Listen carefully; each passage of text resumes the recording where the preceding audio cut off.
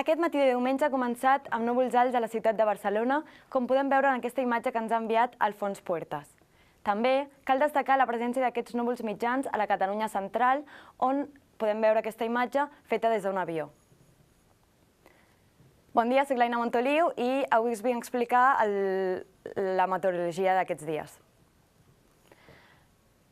Com hem dit, aquests núvols aquest matí han circulat des del sud-oest al nord-est del territori. Això ens ha portat unes petites clarianes aquest matí, però aquesta tarda tornaran a començar les nuvolades i, sobretot, hi haurà forces xàfecs a la zona del Pirineu, Prepirineu, la serralada litoral i al sud del territori. El mapa de la intensitat de la precipitació serà força alt i moderat a la zona central de Catalunya, però a la zona nord-oest i al litoral no hi haurà perill de precipitacions. De cara a dilluns al matí, els xàfecs disminuiran, però seguirem tenint els núvols disminuiran i tindrem alguns petits xàfecs, sobretot a la part del Maresme i al sud del territori, amb alguna petita tempesta.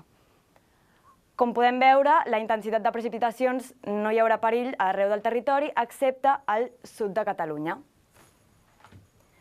De cara a dilluns a la tarda, aquests núvols començaran a desaparèixer i apareixeran petites clarianes i els xàfecs només quedaran una mica a la zona del Pirineu de Catalunya.